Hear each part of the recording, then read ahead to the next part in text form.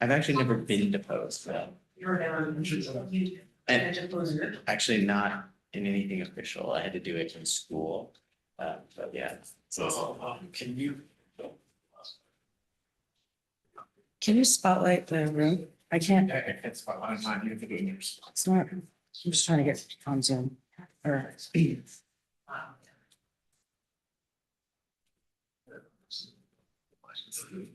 Okay.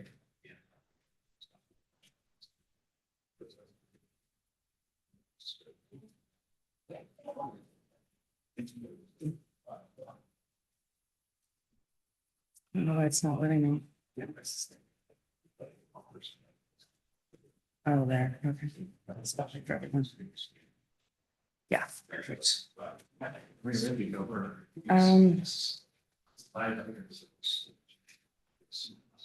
Are we live? Okay. Yeah, great, I'm ready. we've got all mics and stuff. We're ready to go. Yeah, we're ready. We are live. Yes. Okay. And welcome to the October 8th, 2024 City Council. Sorry. Thank you, ma'am. Yes. City of Lake Stevens. With that, would you join me in the Pledge of Allegiance? Councilmember Donahue, would you lead us? Yes, sir. I pledge allegiance to the flag To the flag, of the United States of America, and to the republic for which it stands, one nation under God, indivisible, with liberty and justice for all. Thank you.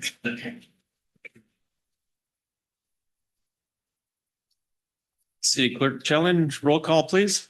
Councilmember Daughtry, I am present. Councilmember Peter Sagan, Present. Councilmember Donahue. present.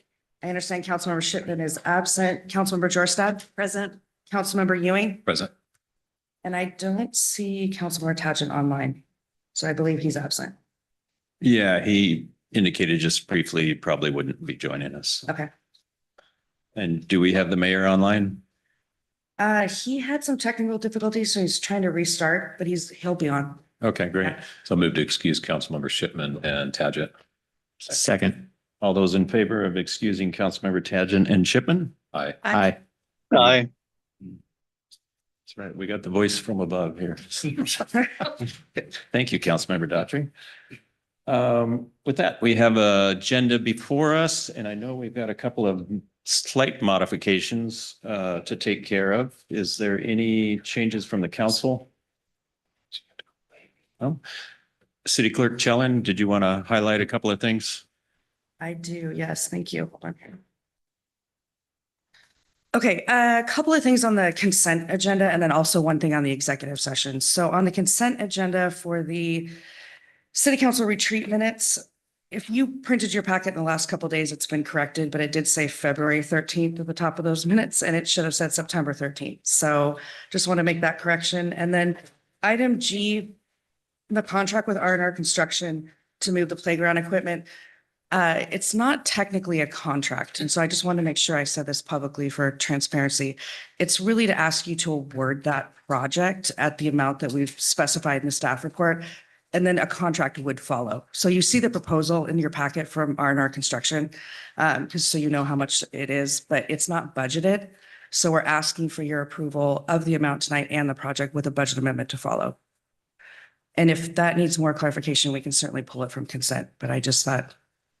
I think we're good on that. Okay. So we have the two changes, the minutes, the date on item 10B, and also changing contract to the word proposal on 10G. Any And- other modifications? Council President, I have two more things. I'm sorry. Wow. Seeing that Councilmember Tagent is not here and his discussion item C, council meeting proceedings, I recommend we probably move that unless you still want to have that conversation.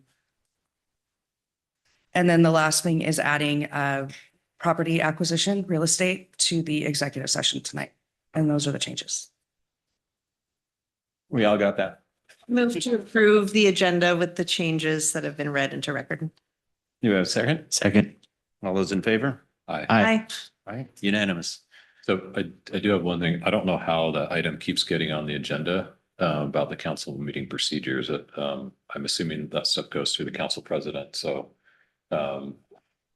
if we could Well, Maybe last time it was on at the request of Councilmember Tadgen, and then I see Gene's name, City Administrator Gene Brazel's name beside that, so I'm assuming he added that to the agenda, so we will get to it. I'm guessing it's not of huge importance since we kind of keep pushing it along, but we'll get to it.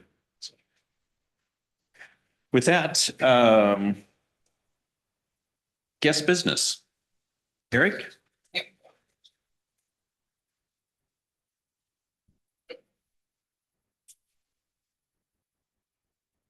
have an introduction of a new senior civil engineer.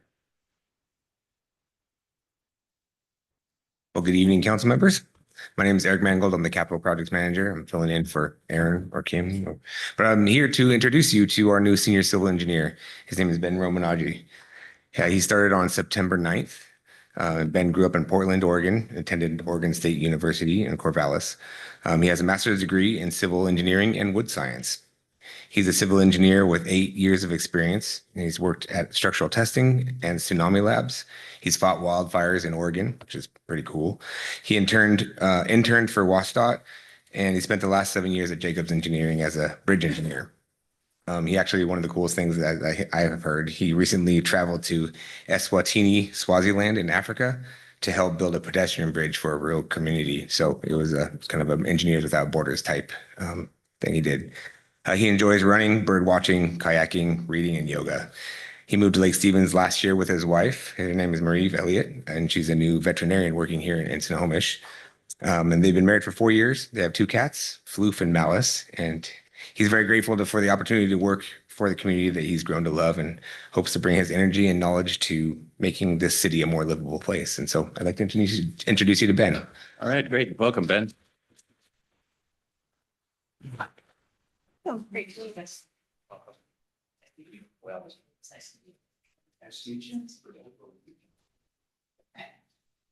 Thank you, Eric.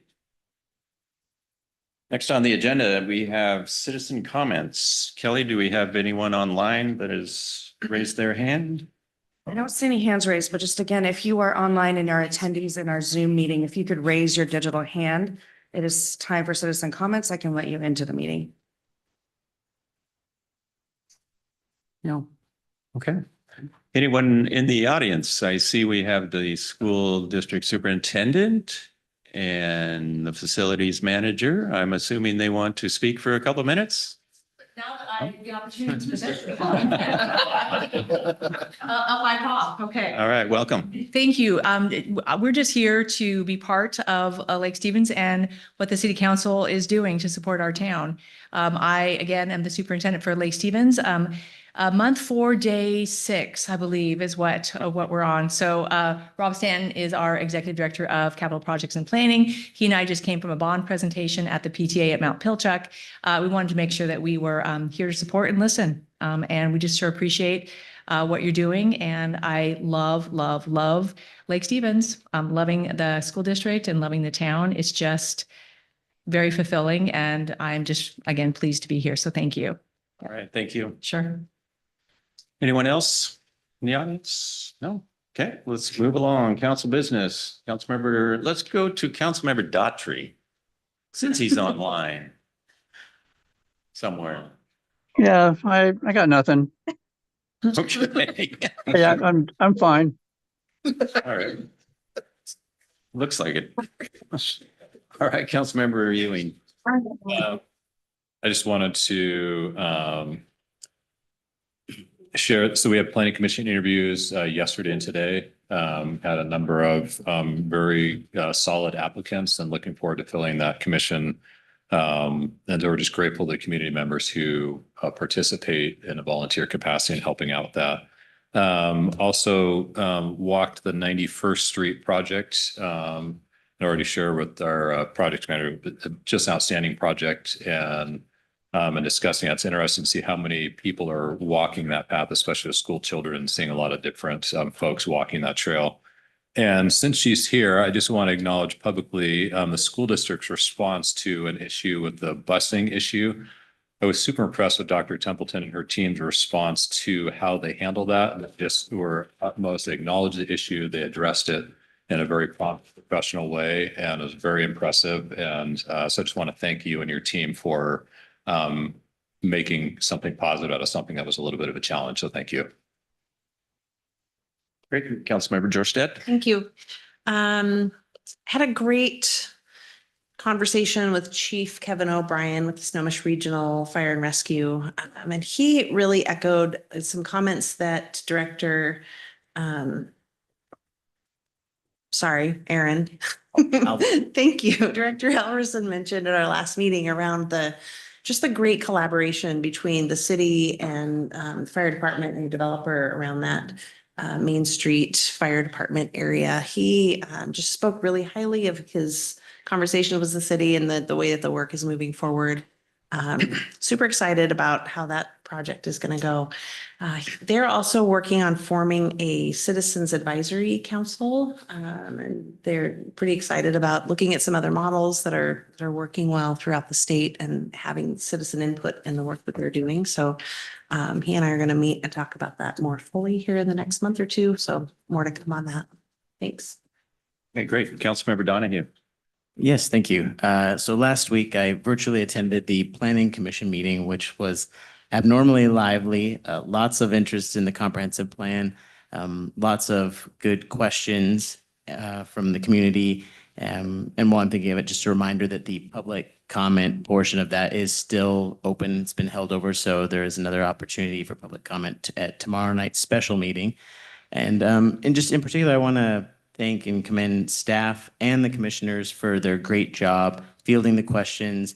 And I think kind of reassuring a lot of people what some elements of the plan mean. I know there was a particular focus on rezoning and what that meant for property owners and property rights. And in particular, just because I see him in the audience, I want to commend Commissioner Packard for really bridging kind of the knowledge gap there and making sure that the people in the audience had their question answered and got a satisfactory answer. So yeah, the engagement from the public is very much appreciated and only makes, the work done by staff and the council and the planning commission better. So I encourage everyone to please keep it up. That's all. All right, great.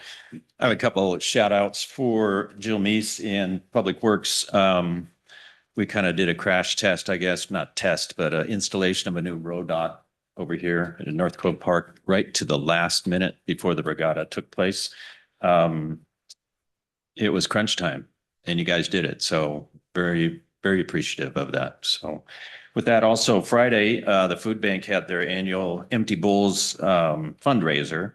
And it's just a shout out to them. They're providing exceptional service. The numbers are hugely up.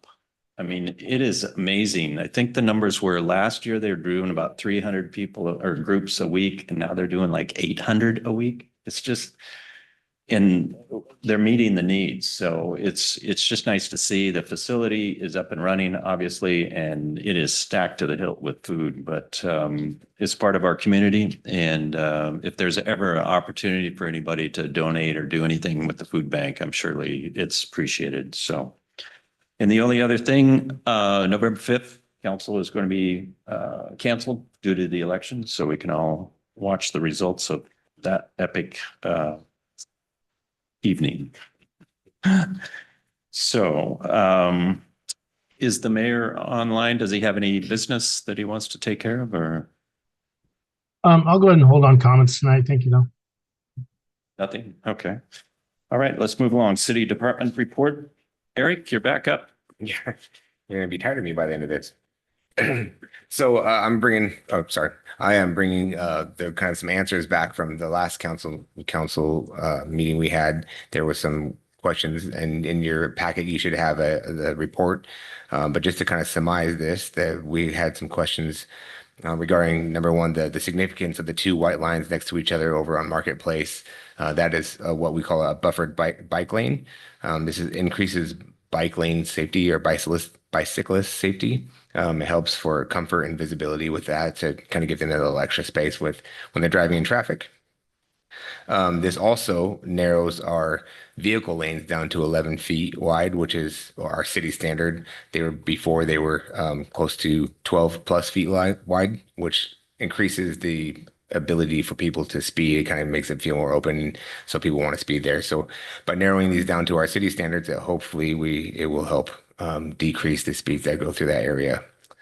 They have collected speed data before we did the lane reconfiguration, and we will be collecting speed data afterwards to see if what kind of results we got from that as well. So that'll be exciting to see.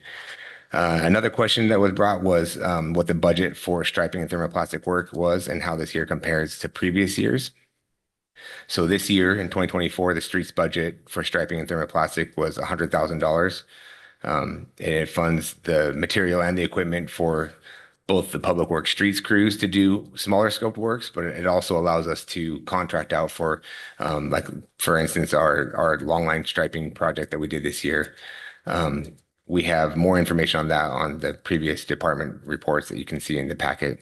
In 2023, we had $120,000 that was used, or that was budgeted, but we used $12,500 for improvements and then rolled forward the rest of it into the 2024 budget.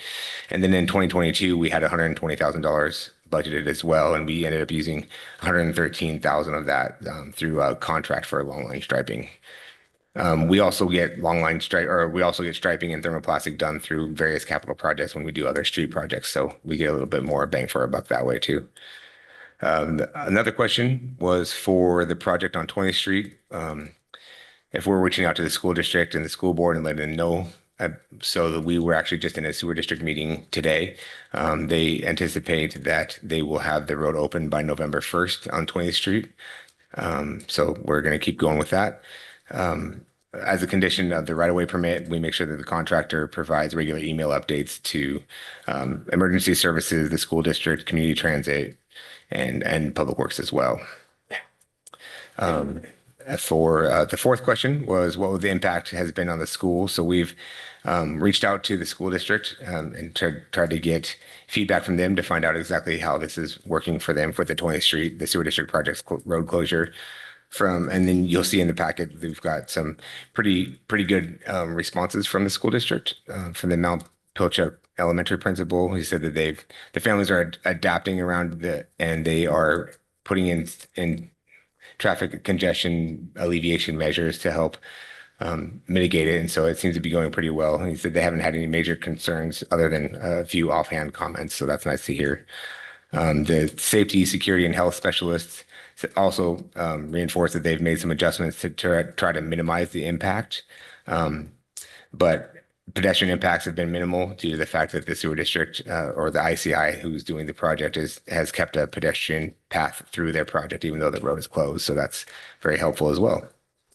And then our assistant superintendent says that their team has really appreciated working with the city and how our communications have greatly improved over the years. That's something that we in Public Works have been really trying to improve, is our communication with the outside jurisdictions and utilities and the school districts as well, to really help drive this communication, keep an open forum going. So we're making sure everybody's taken care of pretty well. So it seems like things are working out well. If you have any other questions, feel free to, this would be a good time for it.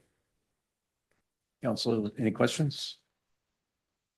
I guess only comment. I just especially appreciate the communication with the school district and, being a key stakeholder we work with in the community, and that there's good collaboration there with the projects that are going on in the city. So thank you for that. Yeah, thank you very much. Eric, just a quick question on the striping. I note here you carried forward 120,000, I think, from last year, or 110,000, I guess, from last year to this. Mm-hmm. You had 100,000 allocated in 24. Work that took place, is that fund now exhausted, or is there still funds to pay? I don't know for sure. I wasn't running that project. I can definitely look into that and find out though for you. Okay, that'd be great. Appreciate that. Okay. Any other questions, council? No? Okay, thank you, Eric. Can I have an approval for the consent agenda as amended with the two changes? Move to approve the consent agenda with the changes. Second. All those in favor? Aye. We have a consent agenda approval. Action items, policy update on the mill. Jill Mees. Thank you. So from time to time, the department will take a look at our assets and our recovery of fees for operating our different facilities. And so we have taken a look at the mill, and we are proposing some changes to the facility policy agreement or the rental agreement for this building. And the overview of those changes are hourly rentals or individual rooms will be booked 4 months to 21 days in advance. So we have a full mill rental that you can reserve up to 2 years in advance. And then if the building has not been rented, then we would open up individual rooms. And this would, we're recommending this because it would promote a full day rental over those different or sporadic room rentals rates. Rentals that are all rentals that are not all day rentals, we would recommend going from a 2-hour minimum to a 4-hour rental. Right now, if they're booked for 2 hours, it's really hard for the renter to be able to come in, set up, have the meeting, tear down, and be out by the end of 2 hours. And also our staff time for a 2-hour rental at the rate is not recovering even the staff time that it takes to staff the event. And also a change to the fees at the time of booking. We're recommending that the person reserving the rental space would pay for the booking at the time of reservation. As it stands currently, they would pay a deposit and then the balance is due 90 days ahead of time. We do have quite a bit of staff time that we've tracked trying to recover that payment prior to the 90 days. There's a lot of reminders that go out. And so there's also some disappointment when the rental is canceled in the event that we have not received the payment. So we're recommending that they would pay in full at the time of booking. And then also really clarifying some language. We have before mentioned that reservation deposit, and we have a security deposit that is for damage.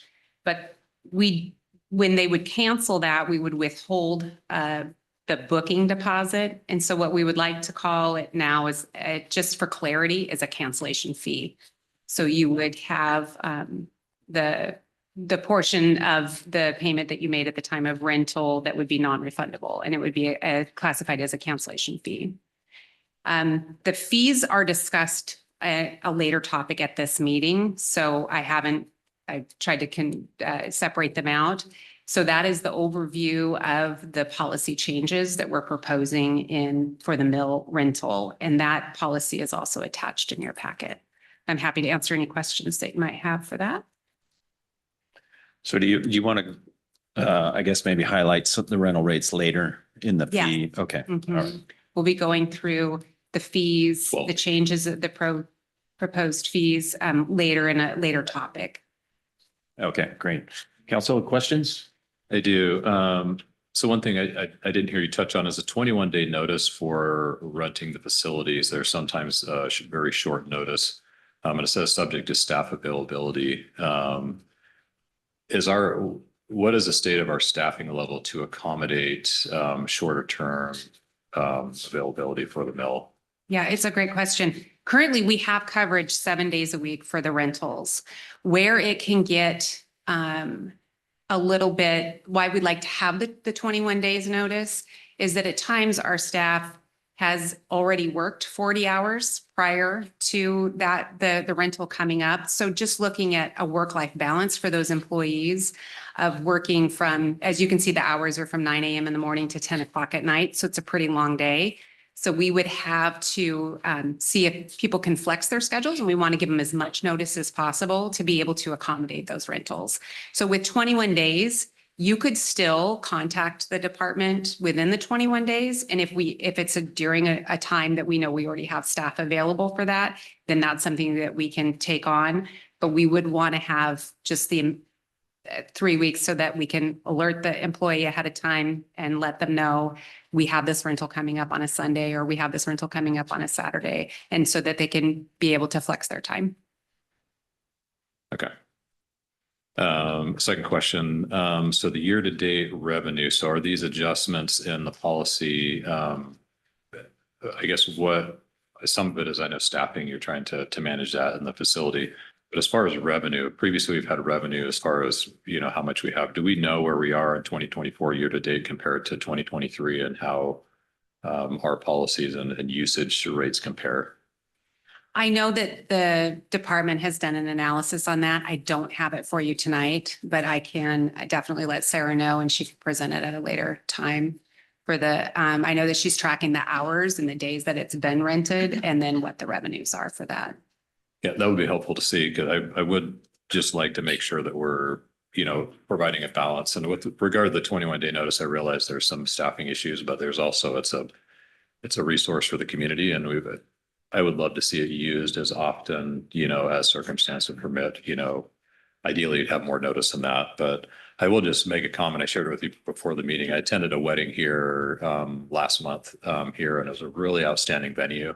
It was a really positive experience for everyone that was there.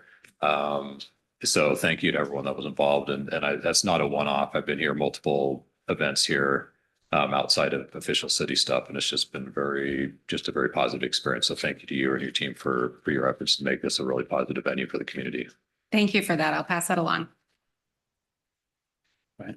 So I have a quick question, not specific to the policy, but in terms of coordinating between, like city government events here in this space while we're still sharing it and reservations, is there any sort of process for internally kind of managing that? Because I know we're coming into the holiday season, and last year there was a particular planning commission meeting where right above us in the stack, there was a very lively Christmas party, and it made it very hard to conduct the meeting here. And so I was just curious if we have anything in place to kind of watch out for those conflicts, and two, if not, if it's possible to kind of help manage that. Yes, absolutely. So anytime we have a situation like that, it's always a check and adjust. And so we have definitely had some mutually exclusive conversation or, scheduling for those based on conversations such as you're describing right now. So the city business is reserved, as you know, from Monday through Thursday. The facility, this room is reserved for city business. And so we've had to look at, what else can the mill take on during that time.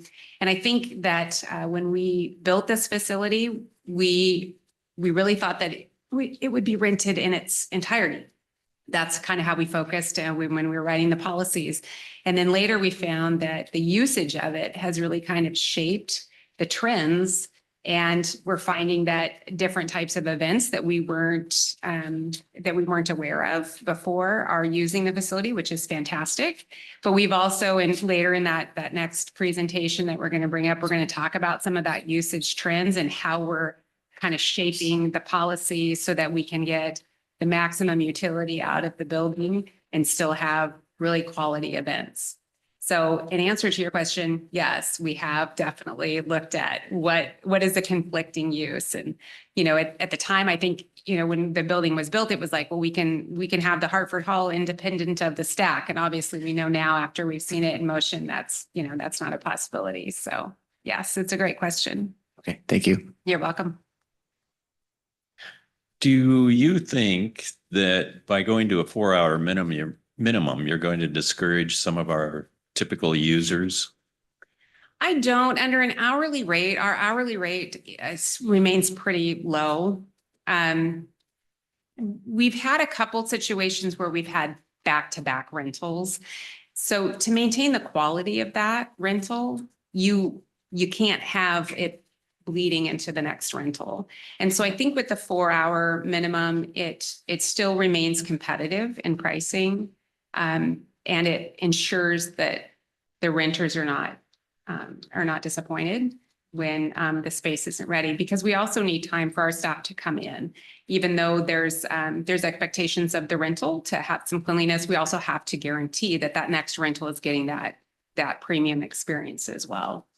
So it's a lot if you're having a 2-hour rental going right up to the time and oftentimes over, and then, having the next one lining up. So again, this is something that the department is in monitor, check, and adjust. So, if we roll this out and we're experiencing not as much rentals or we're experiencing it as a deterrent, then that's always time to check and go back with other solutions. Okay.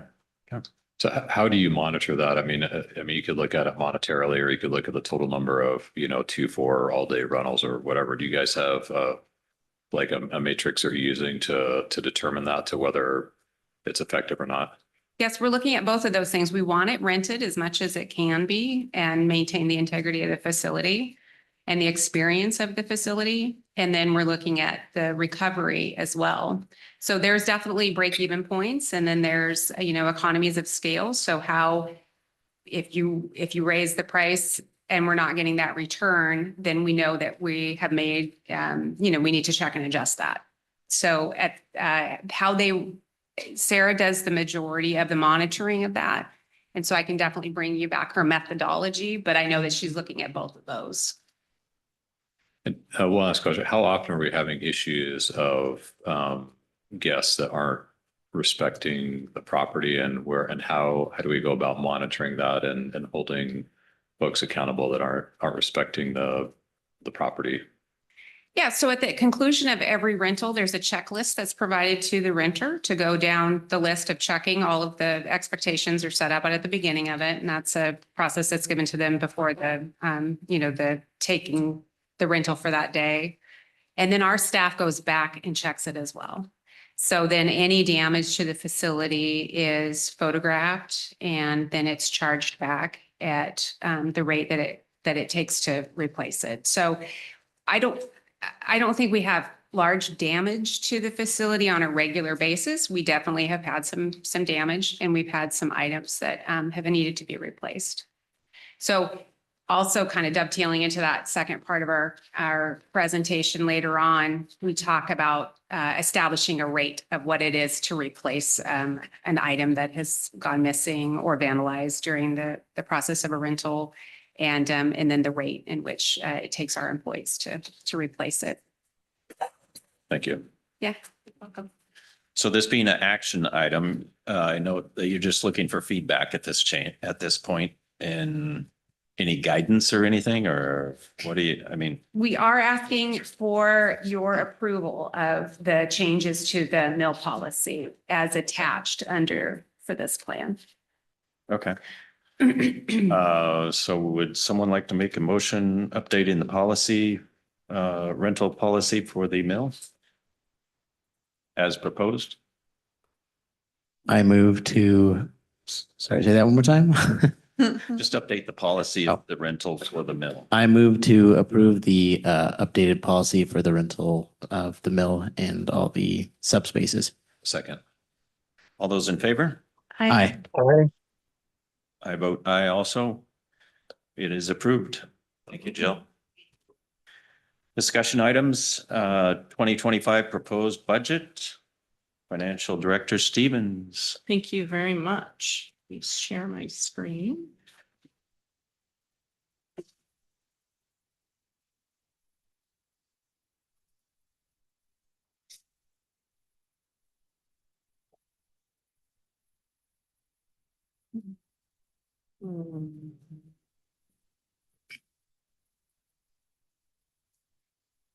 Okay, it's coming.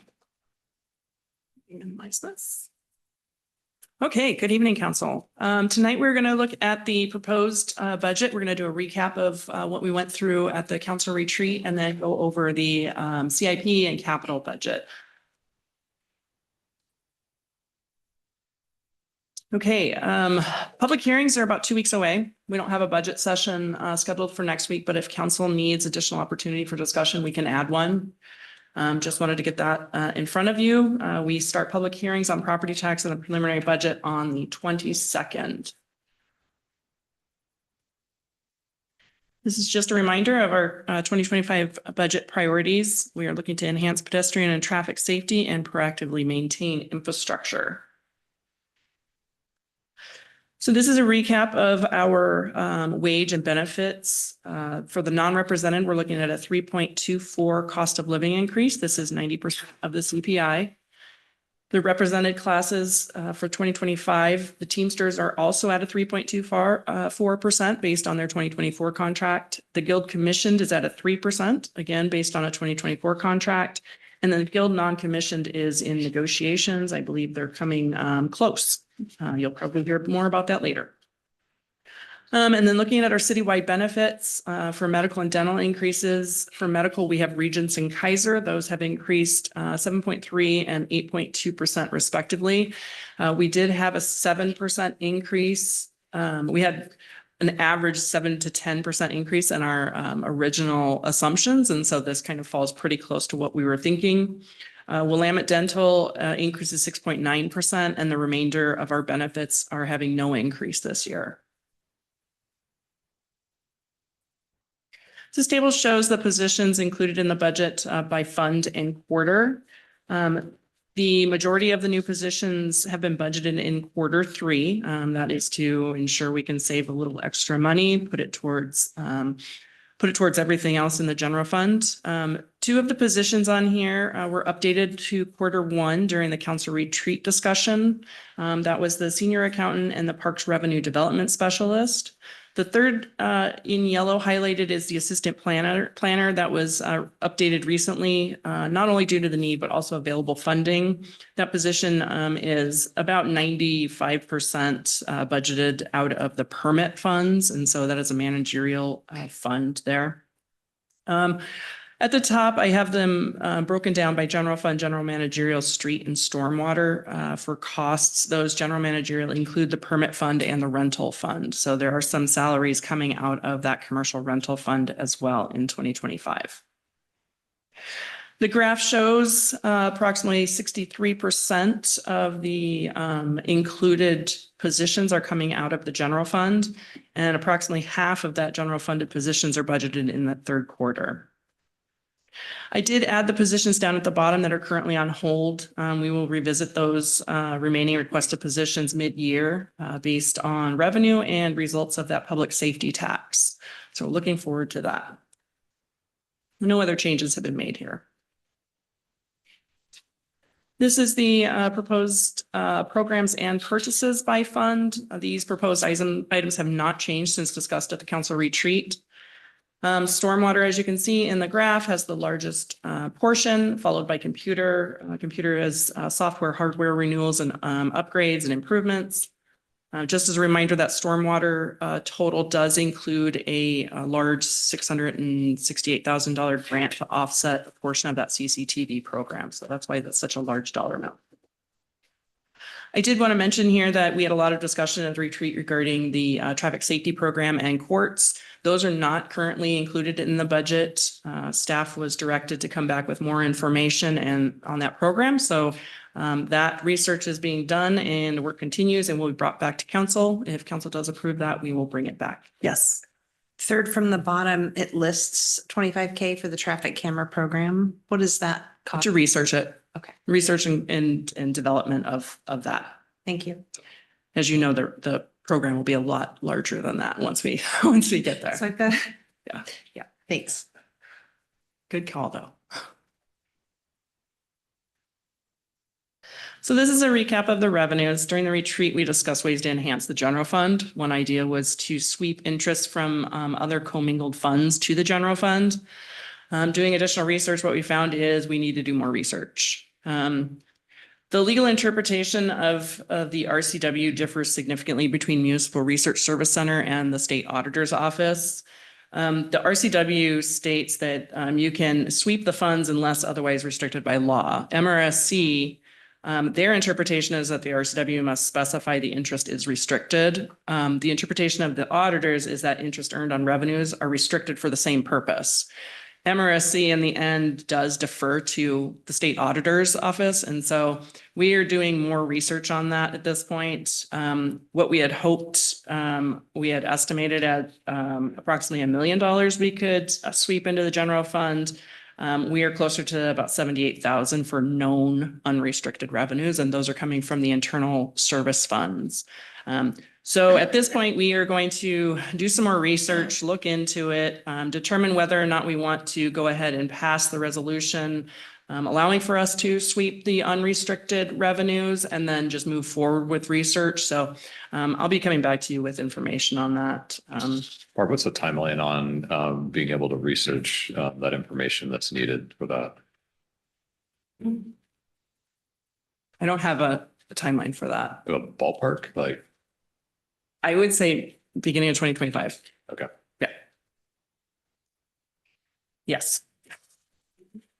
It's a big one. We've already done a lot, getting information from the other cities. One other city that does do it, it's hard to get it locked down on, what their justification is on certain revenues. And, the auditors also don't want to do the research for us. And so, we need to go revenue source by revenue source and review all of the, RCWs to see if there's anything about restricting or committing those funds. So we'll do some more research on that and come back to you on it. The other thing on this slide is the LGIP, the local government investment pool. I wanted to provide an update on the forecasted rates. Rates are forecasted to decrease to 2.8% by year end 2025 in LGIP. We included a 5% decrease in interest earnings citywide to the budget, but we'll need to reevaluate this budget once we get our investment strategy and policy updated, which is atop of the agenda in 2025. So we will come back to you with that information. Another item we discussed was the overlay program and the limited resources of the street fund. The current budget is $900,000. The TBP program allocates $500,000, and then the remainder was coming out of the street fund. Council did not have a desire to decrease the program, so other alternatives were discussed and recommended. Based on those discussions, we've reallocated $200,000 from the street fund to the REIT 2, Real Estate Excise Tax 2. For the capital portions of those, and then included funding from a 2% sewer utility tax into the street fund. The Public Works did some analysis of prior year costs and future estimates and are proposing a minimum of $226,000 additional funding per year to address the issues related to settling manholes and trenches. Director Halverson is online to answer any questions you may have related to the analysis, if you have any of those. I didn't provide that in here, but we can provide you with, it's a little difficult. The information wasn't widely put together. And so the information that they could put together brought forward this dollar amount. There could be more, we're not sure. So right now, we estimate, as I said, 2% utility tax will generate approximately 400,000. And I know council had originally talked about when we were at the council retreat, we had estimated a cost of $500,000 per year for sewer related issues. At this point, it's closer to $250,000. So I'll just need to know how council wants to proceed with that. As I mentioned, right now, the budget does include that $400,000 going into the street funds. I just want to make sure I'm clear about what you're saying. The sewer district has created problems in terms of the streets in our city. And we are considering raising taxes to pay to fix the problems. Yes, I will say the utility tax, just to clarify, is a tax on the utility provider themselves. They do have the option to pass that tax along to their customers. We would be taxing the sewer district. If they choose to pass that along to the customers, that is in their authority to do so. But that's for the utility tax. This slide right here is talking about, is this talking about increasing the TBD tax? That's separate. I haven't gotten there yet. Oh, gosh. Okay. Got it. Thank you. Just the utility tax is what I was talking about in the 2%. Got it. So that's 2% of all of the revenues of the sewer district. Okay. Thank you. moving on to the transportation benefit program. This is something we haven't discussed. And this isn't just an option. It's an additional 0.1% sales tax available by councilmatic vote for the TBP program. This is additional to the current tax, which would bring the bring the total tax to 0.3%. So this is an optional funding source. It would bring in approximately $750,000. It is councilmatic by a majority vote of council. It must be used for the same purposes set forth in the resolution. And I did do a little bit of research on MRSC's Municipal Research Service Center's website. They do have current through, I believe, January 2024, all of the cities that do have a transportation benefit district and what they actually are receiving funding through. And 12 cities have used the councilmatic 0.1% option. Only 2 of those have increased to the 0.3%. 5 of the 12 cities that use that additional 0.1% also have tab fees. So just some additional information. This isn't something that council needs to make a decision on, but I wanted to bring it forward as an option, as this is something that was brought back to my attention when looking at overlays in the transportation programs. And I wanted to make sure council is aware of this option. I do have a question, Barbara. I don't know if it's for you or for Aaron, but I know for 91st Street project, we had a $450,000 grant that really stretched our money from the TBD. I would love to know what the number is for the other projects that we have in the city. What other types of grants have been able to maximize our, the value we're getting for the TBD. That would be helpful for me to understand that, to kind of weigh what you're presenting to us tonight. Absolutely. And we do have a lot of those. One of the examples is Main Street. It is one of the projects that's in our TBP program, but we've received enough grants that we're not using any TBP dollars at all for that program. Yeah, so that we can push it back super towards helpful. sidewalks and things. So Yeah, thank you. definitely.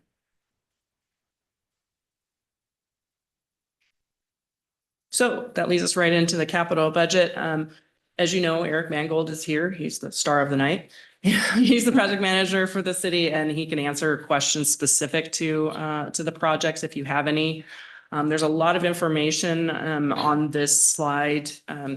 The CIP is the 6-year CIP. It's created based on a scoring matrix that prioritizes projects based on safety and other factors like available resources and potential funding sources.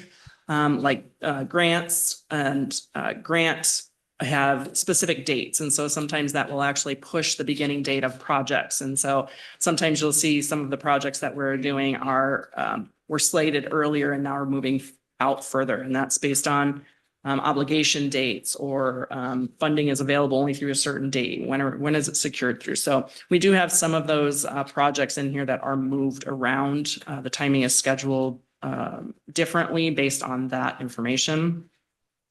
So big numbers. It's not as big as the 20-year capital improvement plan that Director Wright will show you later. There are 66 total projects in the 6-year CIP. The 30 of the projects on the list are not included in the 2025 budget based on timing of grants, project phasing, or limited resources. Those will remain on the CIP list while new sources of funding are solicited and prior phases are complete. So in 2025, there are 36 projects. Most of them are multi-year projects, about $97 million in that. That's a huge number. The 2025 budget portion is just over 24 million, but 18 of the projects, or 17.8 million, were already budgeted in 2024, or we were in planning stages and we knew that we were going to be needing budget in 2025. So the remaining have kind of been in planning stages or on the CIP from prior years. So there are 11 transportation projects. About $5 million of that 8.7 in the graph is roll forwards. There are 2 projects in there that are awaiting grants.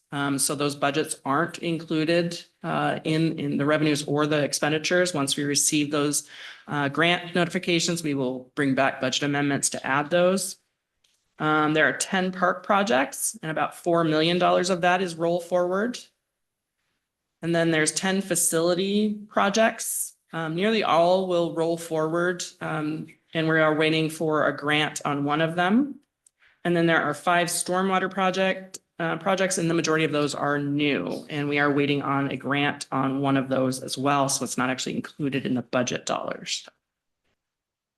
Also the facility, that's the largest almost the largest transportation, obviously, but that includes the civic municipal campus as well as the museum. So that's why that's so large for the facilities. This is just taking a look at our transportation benefit program. I like to bring this one forward, remind council of what projects we had listed in our resolution that we're going to be working at. The 91st, the 2 that are highlighted in blue, those are completed, substantially completed. We're just waiting to finish paying some invoices for 2024. Those did actually come in slightly under budget. Again, we did receive a grant, and that money will be put back into the transportation benefit program. The ones in yellow, highlighted in yellow, those are the ones we are working on in 2025. And you can see the budgets that we are including in 2025. The 91st project, that one we are waiting on a grant on as well. So that one will continue. One thing to note that we have been kind of realizing as we're going through this process is the original cost estimates were created in 2022. The 2025 budgets are for design and engineering. And once we complete those, we're going to have to potentially come back and do a material change public hearing. Some of these, if the costs are above 20% or change by 20%, whether it's above or below, we need to come back for do a public hearing to actually change the cost of the project. Even if it's not all going to be TBD, TBP money, we still need to come back and update those costs. So we will be bringing those forward, I would assume, in 2025 once we get good costs, design and engineering costs from those. This is a list of the roadway programs. As I mentioned, Main Street is on here and we are doing this project, but there are no TBP funds coming out of TBP for this project. And then I added what our actual current budget, estimated actual and budget for 2025 are with revenues, resources, and use of these funds. There is nothing budgeted, as I mentioned, on that TBP 5, 91st, 20th to 12th. But again, we're waiting on some grant funds, and we have allocated or set aside match funds for that. So just because it's not have a budget on the list doesn't actually mean it's not in the planning stages. So this is the list we had during the council retreat, we had looked at this as the whole 6-year CIP. These are just the projects that are actually budgeted in 2025. And as you can see, the first column shows the total project column. So the third column over shows the total project cost. The next one is the request, how much they actually intend to spend in 2025. And then the next column, additional needed, is what is actually not being rolled forward. So you have a lot of roll forwards, a lot of grants, that kind of thing. So these are the projects that are budgeted in 2025. The ones in green are the ones that are waiting on grants. So those are not actually budgeted at this time, but once we receive those grants, we will bring those forward. The ones in the yellow on the side, again, are part of the TBP program, but may not be receiving TBP funding.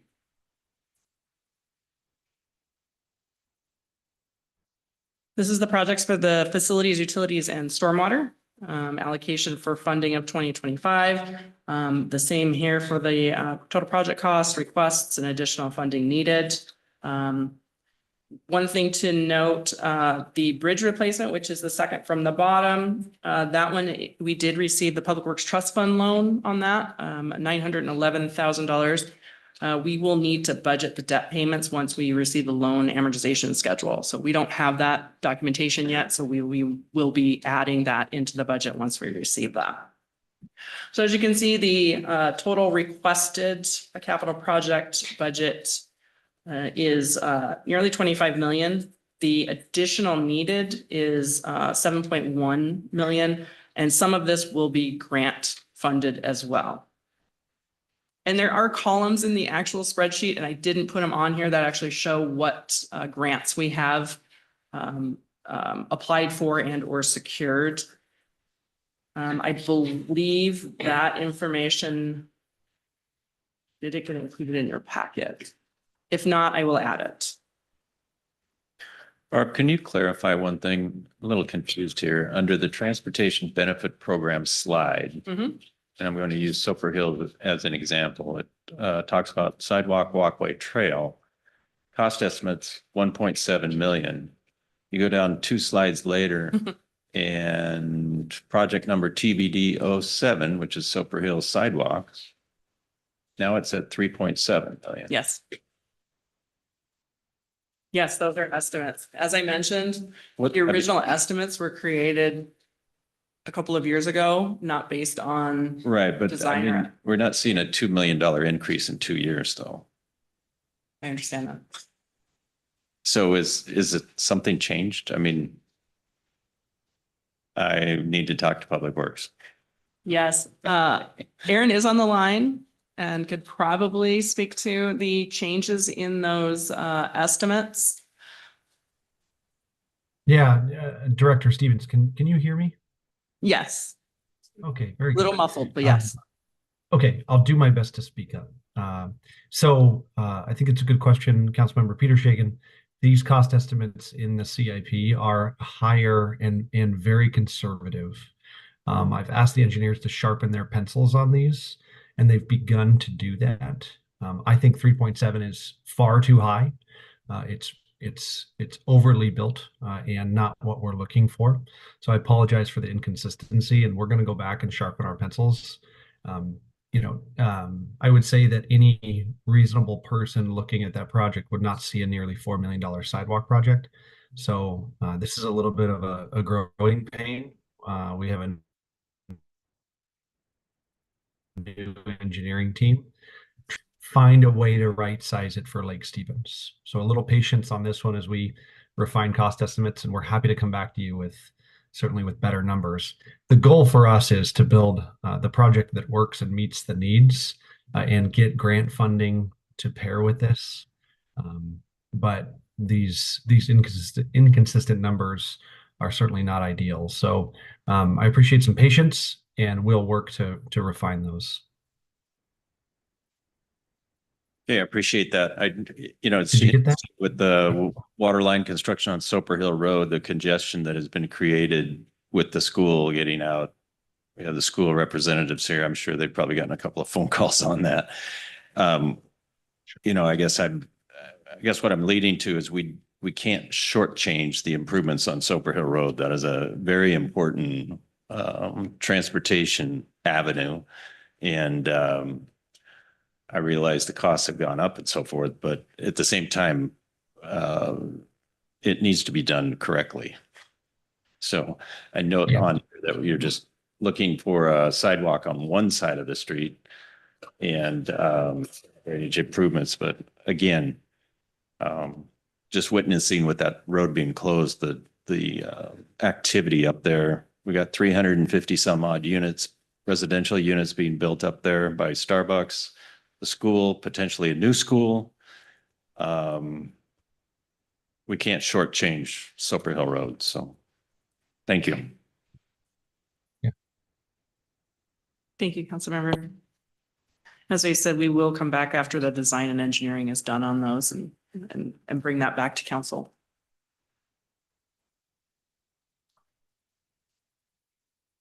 So this is just a summarization of our capital project budget by fund. It does add up slightly less than the 24 million due to anticipated contribution from the sewer district for the 131st project. That has not yet been agreed upon, so it's not budgeted, but we do know that's approximately 700,000. And then as you can see on here, we have about $5.7 million in grants. So we have a lot of grants. And then general fund, there's quite a bit of money in there, but that does include the pandemic recovery and rental funds as well.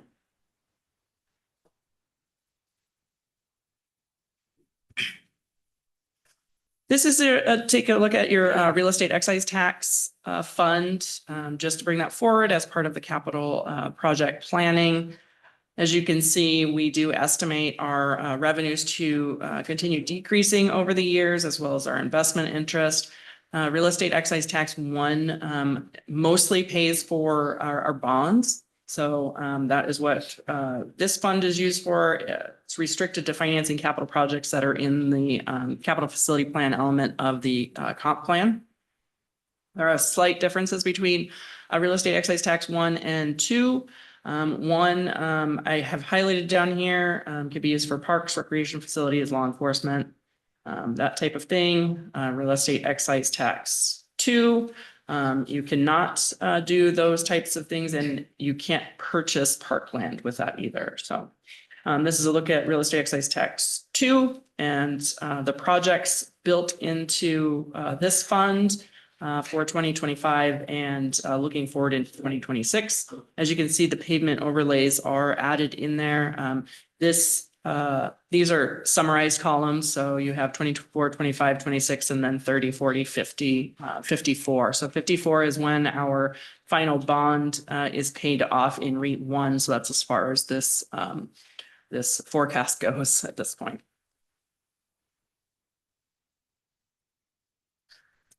And then a little bit later, you're going to see a bit more on development impact fees. I did want to add this.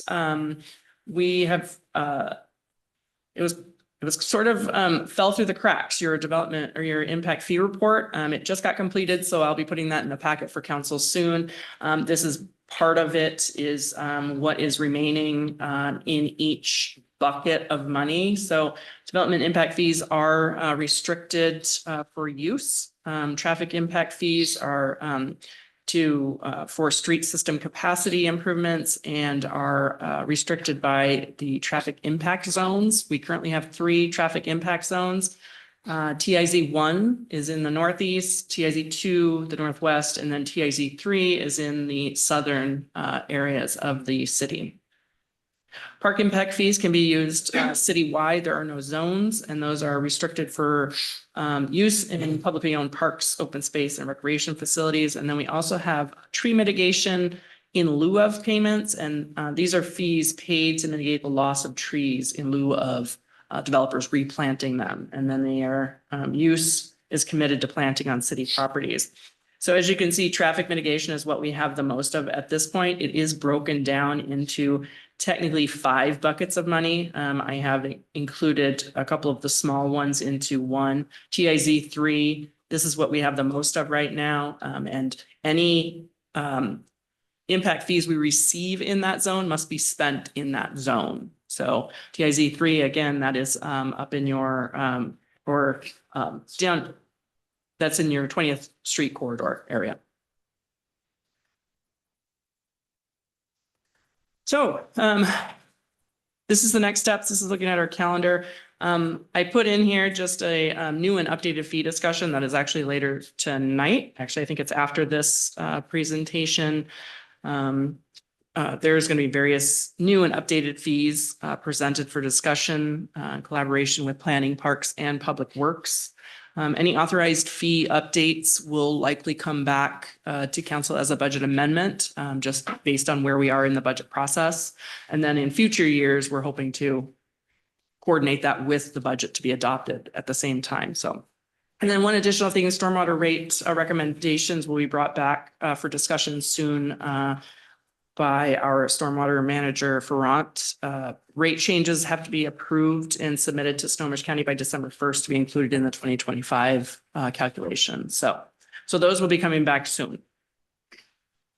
Do I have any questions? I know we recapped pretty good, went through a lot of capital.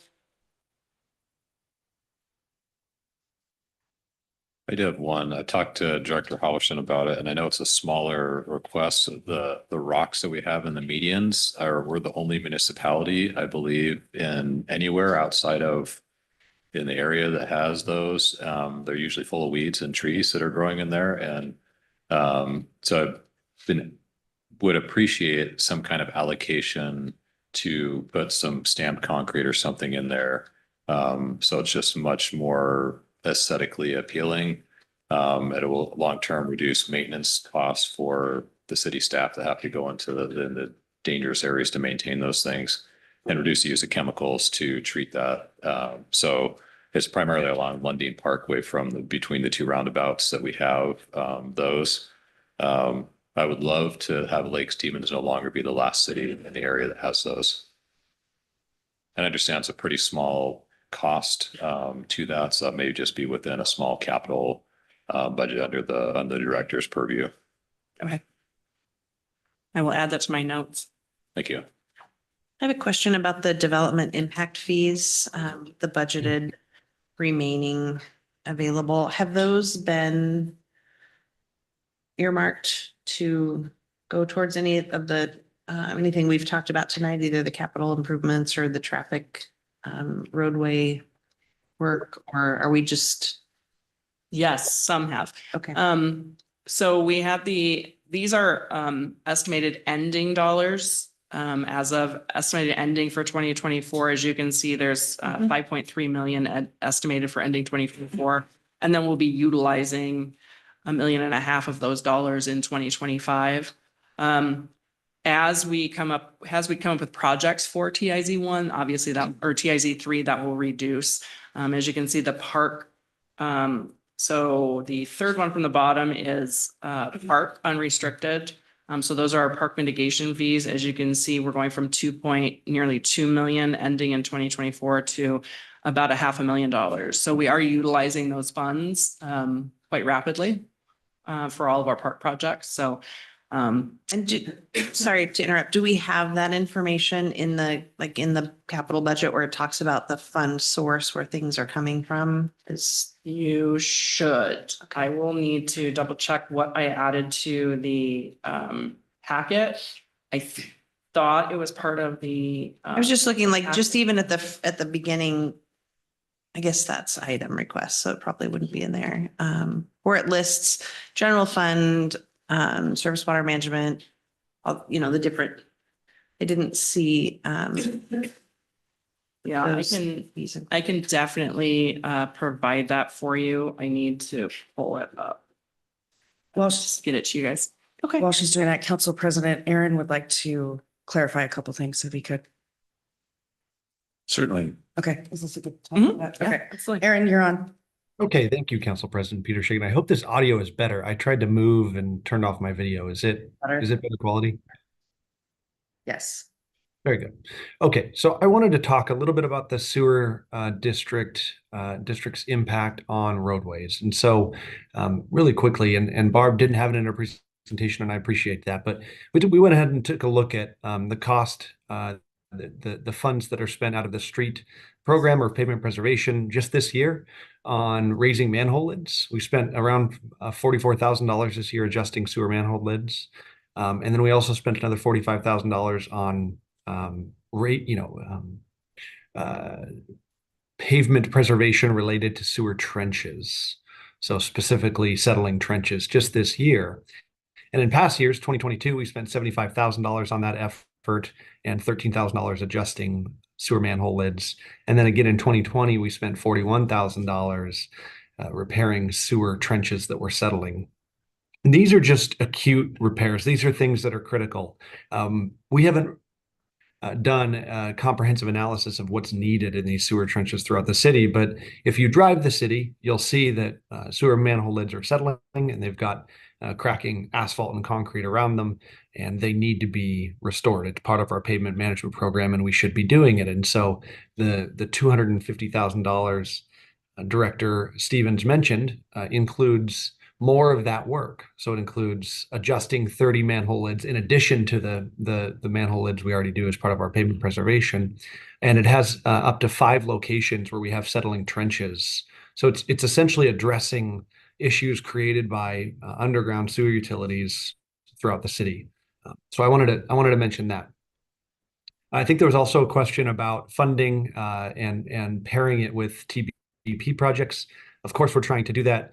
Safe Routes to Schools is a good program that we've applied for and utilized in the past. I think we have an application now for that. That's a good one. And then I think there are some other PSRC funds and TIB funds that we could potentially leverage. PSRC is a little bit more difficult. Have to be on a federally classified route. And there's some tricky parts, but anyway. So we're trying to pair those things, and I can bring you back more analysis on that. But it's as the grant cycles come up, and I think that the city is in a really great position with the TBP program. We have the first dollar in, and so we're in a strong position to pair it with grant funds. The key issue that we're facing, and Barb has mentioned it, is maintaining our pavement. And so TBP has kicked in a lot of money to do that. The problem is the streets fund is not keeping pace with expenditures, just operational expenditures. So we're trying to find ways to maintain our pavement preservation allocation from the streets fund while preserving operations. And I think we're going to talk more about that at a future council meeting. That's all I had. I appreciate the time. Director Halverson, this is Angie. I have just a quick follow-up question, and asked without judgment. I'm just trying to understand what I don't know. That the repair work that we're doing on manholes and trenches because of work done by the sewer district, is that just normal work that a city would need to do to maintain those areas? Or was the work incomplete, or was it not done correctly and we're needing to correct that? Great question. I think that it's a bit of both. Okay, so I think that in some cases we have trenches where they've settled due to incorrect or incomplete compaction around basins or sewer mains, and over time it settles. On some of these manhole lids, with traffic, they get beat up, and those are the ones where it would just be more common for the city to go repair them. So it's kind of a combination of the two. Now, we asked that question at the last sewer utility meeting. We said, committee meeting with the sewer district. We asked them, what do you have in place for pavement preservation? How are you guys chasing these issues? And they said, we're really not. We're happy to provide iron, manhole lids to the city when they do work, but we really lean on the city to repair the road surface in these cases. So that sort of cued the idea, well, if they're leaning on us to do it, let's go take a look at what we've done in the past and what we could foresee in the future, given they're not really interested or seemingly interested in preserving the pavement above their sewer trenches. So That's very helpful. Thank you so much. I do have a follow-up question to that. I understand we have about 6,000 catch basins within the city, but I don't know the number of manhole covers that we have. You may not know that number. If you don't have it, I'd love to know that. And what the status that is. I know there's a maintenance plan for catch basins for how often they're cleaned and inspected. I would love to know if there's a similar program for manhole covers, because I see catch basins in much better condition than manhole covers. But that's from a layman's eye, so I have no, technical training on that. Councilmember Ewing, why don't we do this? I'll bring back a council report with the analysis we performed to date so far at the next meeting. Thank you. Yeah, happy to do it. Any other questions? Aaron, thank you, Aaron. Thank you. I have a question, if you don't mind. Oh, once. So. On Director Halverson, on that same note, when you bring that, could you give us an idea of maybe an average cost of repair for those? Yes, I certainly can. Do you still have me on audio? I have a kind of a poor connection. Yeah, I can hear you. Okay, so each manhole lid to raise it costs about $1,700, and that's without the iron. That's just labor and asphalt. Okay, and then what would it be with the iron? Double it. Ooh. Right around double it. Okay, thank you. Yeah. Any others? Okay, thank you. I did have that information up on the board for you while he was discussing. This is part of the analysis that he put together. So I assume he will bring back more at the next meeting, as he mentioned. Additionally, I did want to, and I will provide this to council. This is actually our CIP draft when we're working on our capital projects. As you can see, you have all of the projects here, not just the ones that are funded 2025.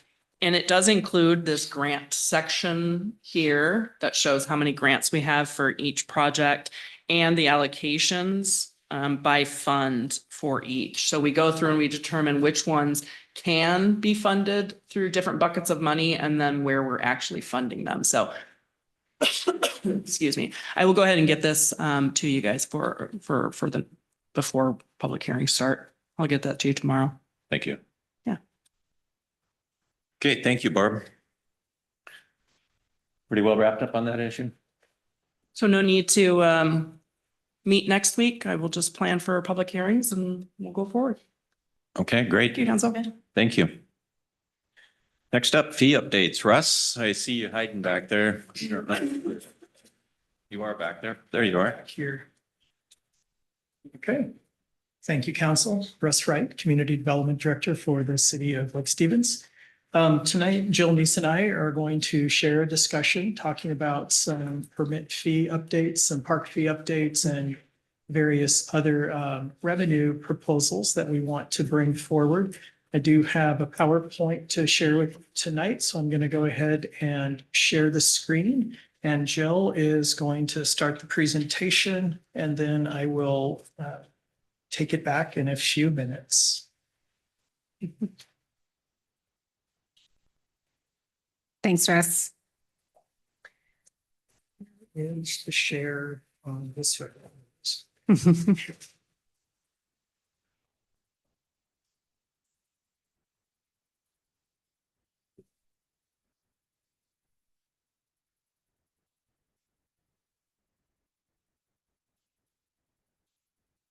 Okay, go ahead, Jill. So tonight, as you just heard, you have some budget items to consider. And so we're going to be presenting the impact fees and then permit fee discussion and the park rental and service fees. So I know Russ has put together a nice beginning slide, but also as you're reviewing that budget, you'll be looking at some opportunities for revenue as well. So for the Parks Department, we've analyzed the costs required to operate the mill, as we kind of touched on earlier today, and the fees recovered from the rentals. So we've done a kind of a return on investment study, but we've also looked at the usage patterns for the mill and what is more commonly used in the spaces and looked at staffing requirements for that. So some of the examples of how those use patterns have kind of shaped this discussion with you tonight is, the Sawyer's Room, we end up having and attracting, as we really wanted, meetings, corporate meetings, retreats of that nature. But along with that comes a really high need of IT support. And so as you can see tonight, we have a team that's here and helps. So our staff provides that support during those types of meetings. We also didn't anticipate the stack being as popular as it is. And so we're going to be looking at how that fee structure impacts our return and then preferred rental days of the week. We'll also take a look at fee increases proposed and then why we're asking for that. So we're asking to cover those staff costs for the facility itself. And those include all of the pre-booking costs, as well as cleaning it, turning it over, hosting, and then providing support during the rental. We are going to make a suggestion of the rate for nonprofits to go to a 20% discount, and then also adding some fees for changing your reservation. Once you've booked your reservation, oftentimes people want to change that. So we wouldn't be charging to add hours to the beginning or the end of the rental, but we would be asking for some changes for modifications of it. So we have presented the fees here in kind of side-by-side comparison. So for instance, for the mill, the entire day rental for a Saturday, raising it from $1,800 to $2,000. I won't go over all of these lines with you, but I will say that we didn't think that Fridays and Sundays would be as popular as they are. So those were kind of steeply discounted to try to offset it. Turns out that they're in demand. So we are renting a lot on the Fridays and Sundays. So we are suggesting an increase to kind of come up to that market rate on those days. And then also other things just to point out, as we touched on, is that nonprofit rate. And then also looking at the hourly rates. So the hourly rates came about as a request, and also because, you know, sometimes for these meetings that we just described, baby shower, you're not going to rent it for the entire day. There is still an hourly rate, but the hourly rate was coming in at under what our cost was for the hour of operating the mill. So we're recommending an increase in that. Earlier, we touched upon the cancellation fee. Cancellation fee is outlined there below, as well as the modification. And then some of the things that we already talked about having in the deposits. We are asking to raise the amount of the deposits just due to the cost of repairing any damage that takes place. Again, that's a refundable deposit. So that's 100% refundable. If you don't do any damage, you get it all back. And then on the next section, we'll go through some of the other park fees. So Jill, when would you like comment on the fee schedule? Would you like to present everything and then have us? No, you can ask me a question now. I'm just looking, I look at things as a percentage and not necessarily as like a dollar value. I just see the increase for the Friday, Saturday just seems significant. You know, going up roughly 40%. I mean, that's a pretty significant increase. And so I'm wondering how you arrived at that figure, because that's just a significant, probably the reason why it's getting used that often is because of the price point's much different. You know, it's 50% more essentially to do the whole facility on a Saturday versus a Friday or Sunday. Yes, when we wrote it originally, we really thought that we would incentivize the Friday and Sunday. And as it turns out, so it was really kind of a below market rate when we rolled that program out. And now we're seeing that it's being rented quite a bit on Fridays and Sundays. And so in just keeping with our comparable type facilities, that was the suggestion to bring it back up to more of a market rate. So the current number we have, you believe that to be the current market rate? Correct. Okay. Yes, thank you. So some of the other park fees we reviewed and took compared again to the costs that it costs to operate it. So some of those changes are going to be the event fees, rental fees, concessions, and adopting the billable rate. And then also getting up to that market rate for theft, vandalism, damage, or loss. So in the next slide, we'll show you some of the fees themselves, but observation deck, it requires the same amount of staff time as a shelter. And so we're suggesting to bring that up to the market rate of the shelter. The boat launch parking, we rolled out the $2 for 2 hours. It's about $1 an hour. But we found that this is actually less expensive than the day pass for 8 hours. And so we're suggesting to raise that to $5 for 2 hours. That also is consistent with the Davies Beach. We only offer this at Davies Beach, and the Davies Beach machine does not give change, and we do receive quite a bit of cash through there. So raising it to that $5 for 2 hours. And then the garden beds, we did provide you a graph here of what it costs to operate the garden beds, not counting any staff time at all, is $48.24 per plot. And right now we only charge $40 for the plot. We do have staff hours for that, but we are suggesting to raise the fee to $50. And the next one is kind of an outline or more a graph of what we are proposing. And then you can see it compared to the 23 rate.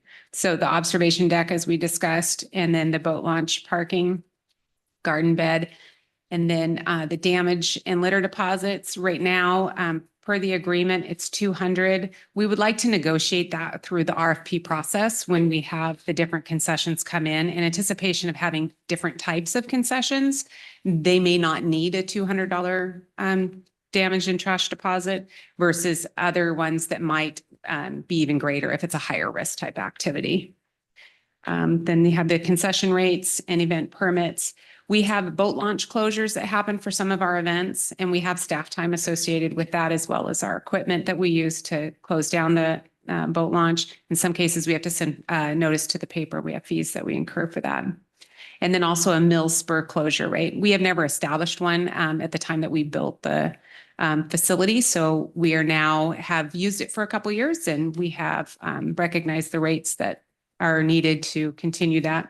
And then the staff time, setting a rate for the equipment that would be the actual cost of any equipment that was lost or vandalized during the course of an event or a rental, that it would be the actual cost to replace it plus 20%, and then the staff time associated with what that is. So sometimes it's damage that we can fix, and sometimes we have to replace it and purchase replacement items.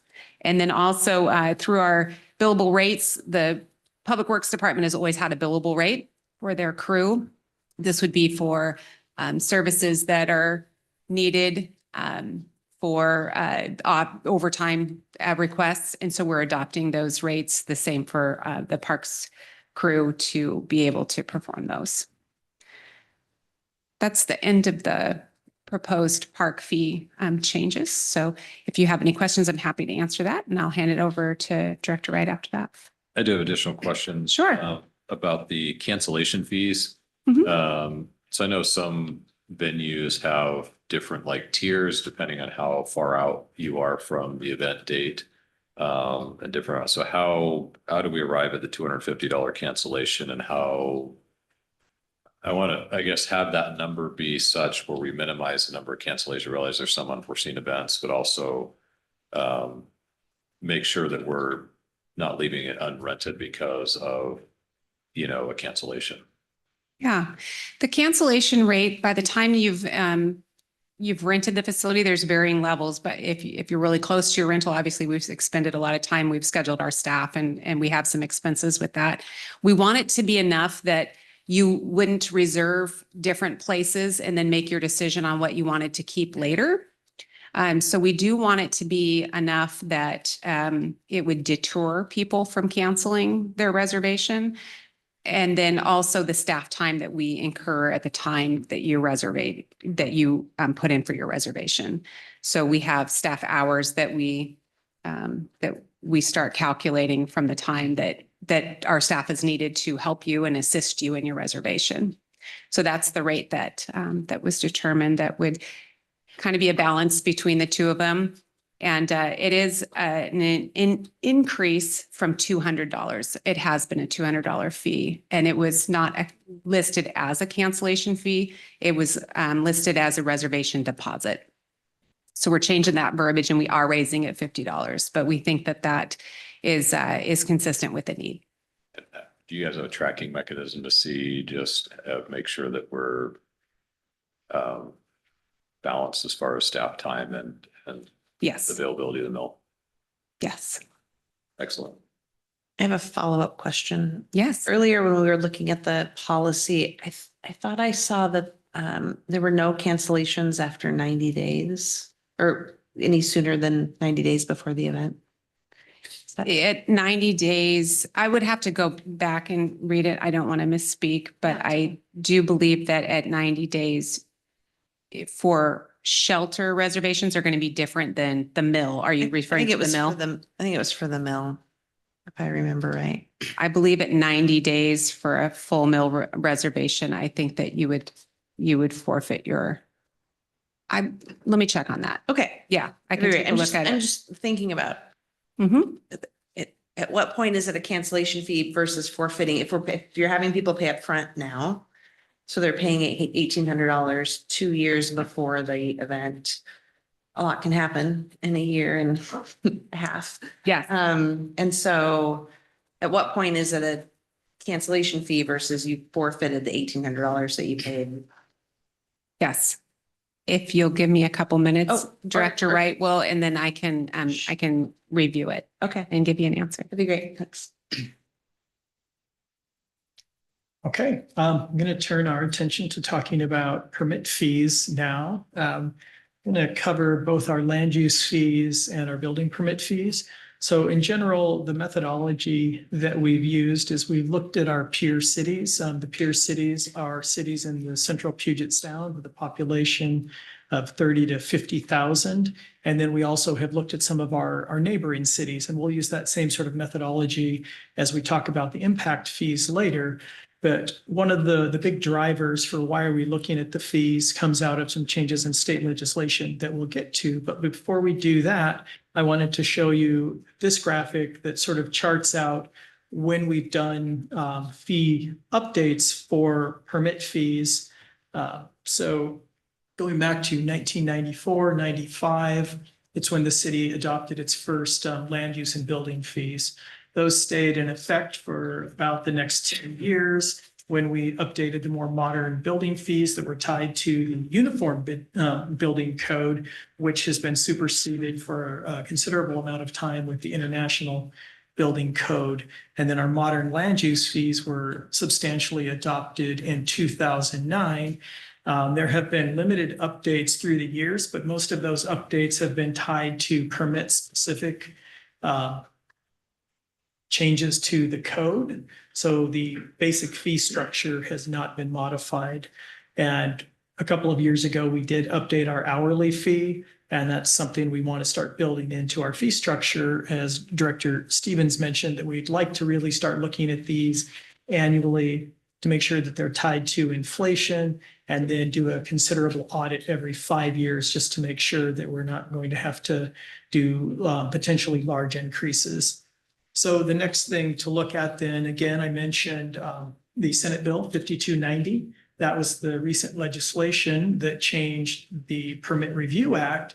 And with that, it also requires, well, it shortens the timelines for cities and makes a requirement that we're now doing report outs back to the state on our permit activity, shorter timelines. And we also, with that, need to do an audit of our fee structure and sort of show that we have the available revenues to support our permit review, whether through additional staff or through using consultants to meet these timelines. So what I can say, and this graph shows, is it's been a long time since we've taken a hard look at our fees, and our fees that we have updated have been very conservative, following the same model of fees that are in place.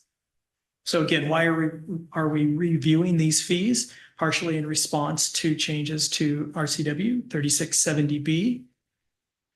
As part of the implementation, as I just mentioned, we do need to audit our fees to make sure that our permit fees are reasonable. We need the revenues in place to meet the needs and the levels of service. And then as we move into January, as part of SB 5290, cities may be penalized if they're not meeting their timelines. So that means we have to make sure, again, we have the revenues in place to support that level of service that we're expected to perform to. And I wanted to sort of include in here, and this is looking at the Department of Commerce, who's in charge of reviewing our permit timelines and that permit check, what they consider to be a reasonable fee. So I'll just go ahead and read their analysis. A reasonable fee is the true cost of a permit, which includes direct hourly rates of the reviewer, analyzing the application and making recommendations. It's also those indirect costs that are other resources, department operations, your electricity, software costs, printing, gas, all of those different things that go into other ancillary staff, or what the complete cost to do that job function is. So that's what we're really looking at when we're talking about a reasonable fee, is to assess the direct and indirect costs to provide that service. Before I move on to our first comparison, are there any comments from the council? Okay, so Councilmember Ewing will appreciate this. There are dollar numbers and percentages to try to show for people that interpret data differently what those things mean. So again, we've looked at our peer cities and our neighboring cities, and what we found directly is the hourly permit fees on average are lower than our peer and neighboring cities. If you put that in context for our land use fees, they're between 30 and 50%. The other cities are about 30 to 50% higher than us. If we look at our building fees, our peer county cities, they're about 30% higher than us. Some of these fees, though I will say with the caveat, are not easy to categorize because everybody's permit fee tables look different, and some of them include add-on fees or scaled fees. So you don't get your apples to apples, but with the gross fee structures, we can make some of these assumptions. One of the interesting metrics, though, is looking at the hourly fee. I did mention that a couple of years ago, we updated ours from $75 an hour to $100 an hour. And if we look at our peer cities, those range anywhere from 100 to like 180, but the sweet spot being around 140 is what we've seen, which is about 30% higher than our current hourly fee. And I'd already mentioned that our basic fee structures are following fee patterns from 2005 and 2009. And we can say on average, those are lower than our peers, and the same with our building fees. Any questions on this graph before I move on? Okay. So what are our next steps? Well, we want to finish our audit. We want to simplify our fee schedule. We need to update our currently hourly fee, and we need to update our building evaluations. If you looked at the kind of cartoony graphic to the right, what that's showing is the methodology.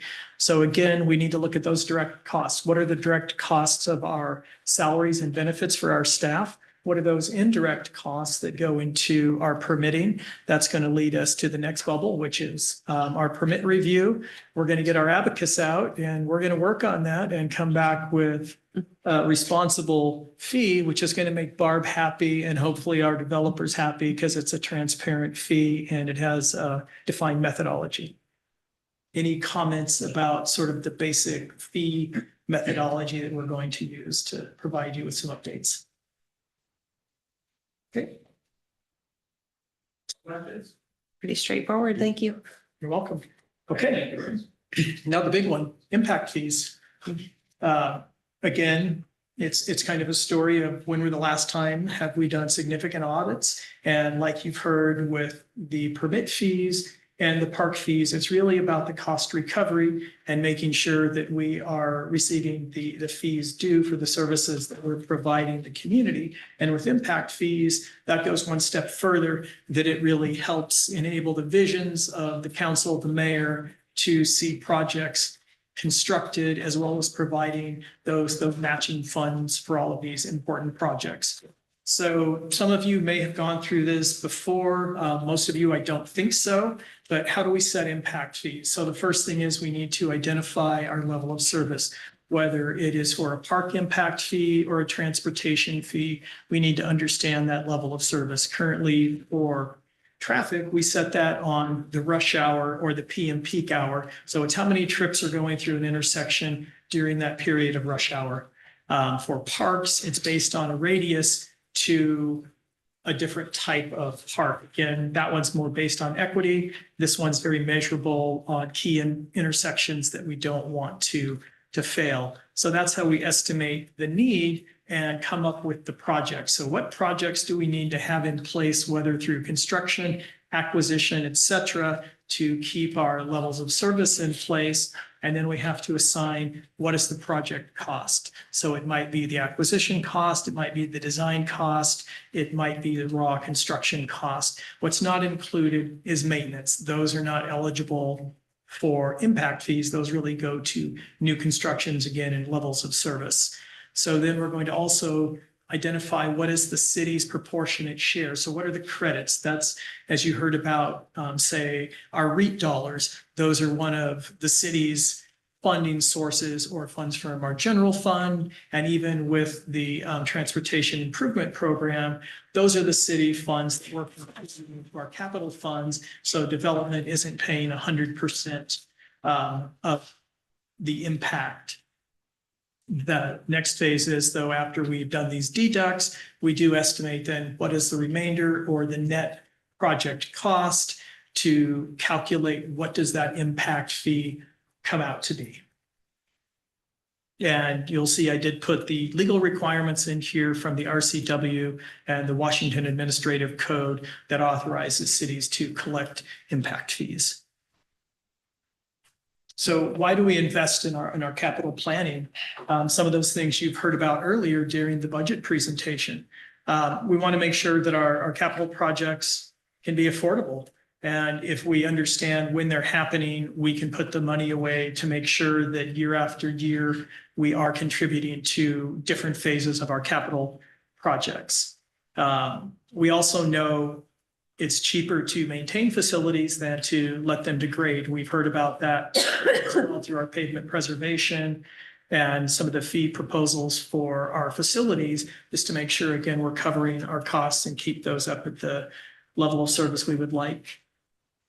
When we look at those projects and costs as part of a program, we're not just thinking about the individual activities, but we're really being able to assess what are all of the funds we have available as we look to fund our project and as the council makes those prioritizations. And one of the things I've already sort of hit on, if we don't look at the realistic costs or really do those continued analyses of our costs, we won't know what those realistic costs are, and we probably haven't planned efficiently then for future replacement or future needs, and what are the impacts going to be on those reserves. So we've always done a really good job of trying to stay ahead of that. And the other thing that going through this impact fee methodology, having it in your plan and showing where you're going to pay for it, it provides that certainty back to the community that we're being good stewards of their dollars, which is one of the strategic priorities for the city, that we are good stewards of community dollars and they're being used effectively.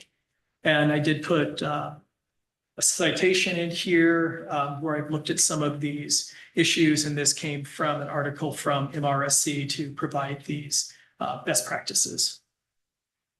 So when we define the best practices, as we talked about the permit fees, I ran you through a methodology that we're going to use. There's also sort of a methodology for impact fees and what are the best practices for setting those. So again, you need to clearly define what's a capital facility. It doesn't mean it's say a $10,000 purchase of something, or rather it's a significant investment by the community in infrastructure or a building or a park.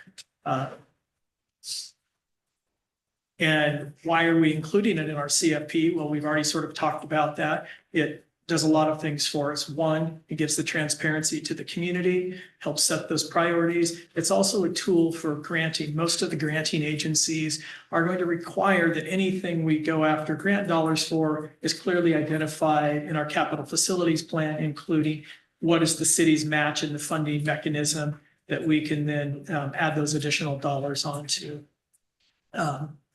We want to make sure that we're estimating the cost of all of these new facilities and projects, and we need to consider inflation.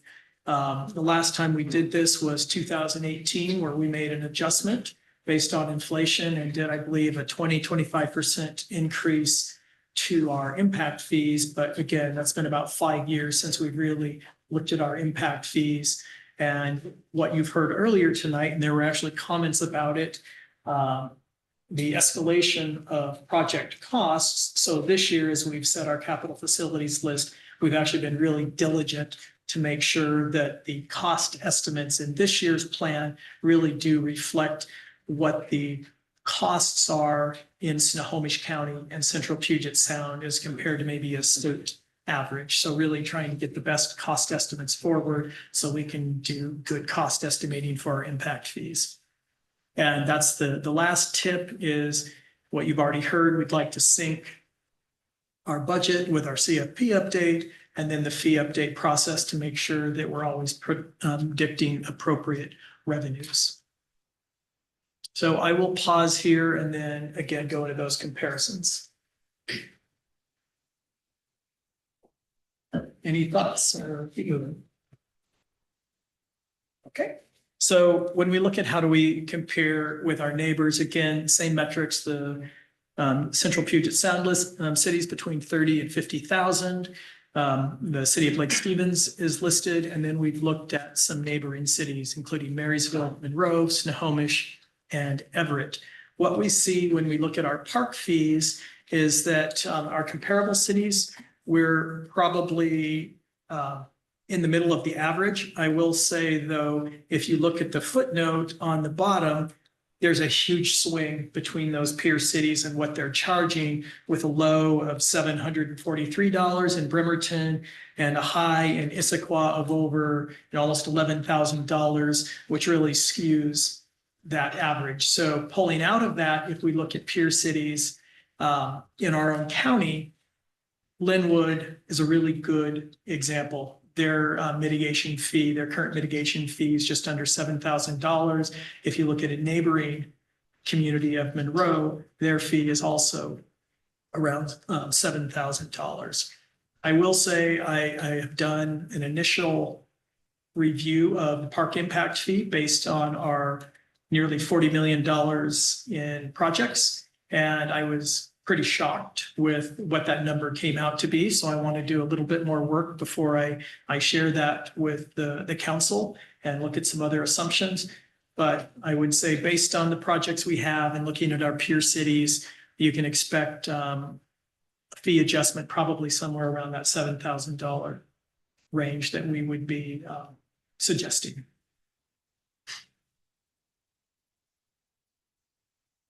And when we look at transportation, similar thing appears. Actually, looking at transportation fees, those are even harder to do estimates between neighbors and cities. What I will say is Linwood, again, becomes a really good comparable. Their fee structure, they have transportation impact zones, and they also use a methodology based on the rush hour, the PM peak model. So they're a pretty good comparison. Other cities, they use residential equivalencies and tie them to very complicated land use models. So that wouldn't be something we're probably very favorable to. This, again, those models can get super complicated. So we would recommend staying with our same methodology, but updating that, excuse me, to our current fees. So you sort of have heard about, we had multi-millions of dollars in our 6-year plan, and our 20-year plan has almost $300 million worth of projects. So significant fees and projects we're talking about. And again, we just want to make sure we have the adequate and appropriate funds in place to meet those needs. Okay, so the next question is, what's new? As we adopt the new comprehensive plan, one of the requirements we're also faced with is looking at our active transportation, so our multimodal transportation. And these, I know, are dear to this community, this council, and those are our trails, those are our bike lanes and our sidewalks. So we have looked at a model for our active transportation. It would include our primary and secondary routes. Those are along our street corridors.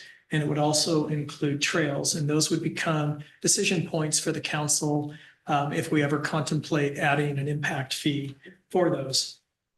We are working on a new level of service for our active transportation, and it emphasizes the completion of our infrastructure and inventory. It also evaluates the condition of this inventory of sidewalks and trails, et cetera.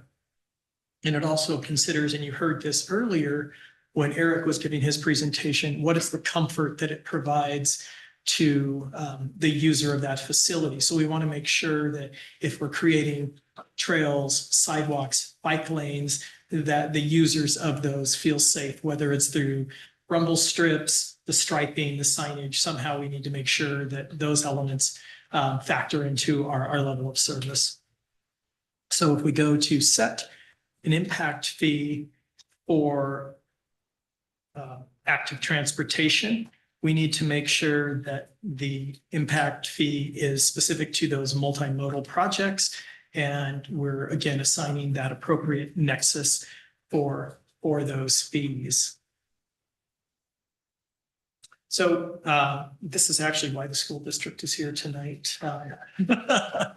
As we move through our comprehensive plan, we also, in the public services element, adopt our school district's capital facilities plans. And with that, we have pass-through fees that are their impact fees they collect for construction of their new facilities.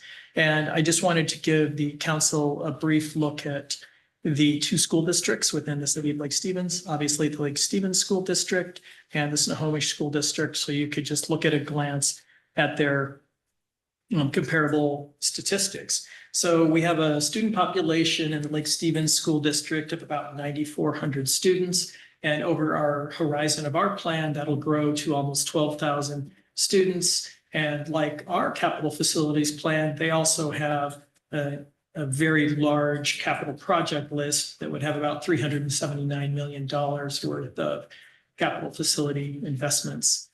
Below that, you see the proposed impact fees that they are proposing with that student generation and over the lifespan of their project, also tied to their capital project costs. That is an equivalency of about $13,000 per single family residence, $2,600 for multifamily residents, and then that declines with smaller multifamily residences, or excuse me, it increases with those having above 2 bedrooms. Russ, Yes. are there any projected number of units for each of those 3 categories there, the single family, the multifamily? I'm just looking at the difference between the two. I mean, the proposal for Lake Stevens is more than double, and then it's half of what the other one is for the multifamily. So it'd be helpful for me to see what those numbers would look like, especially in Lake Stevens. We have very limited single family capacity. Yes. And so it seemed like the multifamily would be something I'd be focusing more on. I don't have that number off the top of my head, but I will tell you when we come forward with our comp plan public hearing to the council, that number is included in that presentation that gives an estimate based on different economic segments that does show you what our we believe our capacity will be in those different groups between single family and multifamily. Okay, thank you. And then just in the next column, obviously that's the home district. And what is interesting is the student populations and the student generation rate are very similar. The estimated cost of their capital improvements do differ, as well as the impact fees.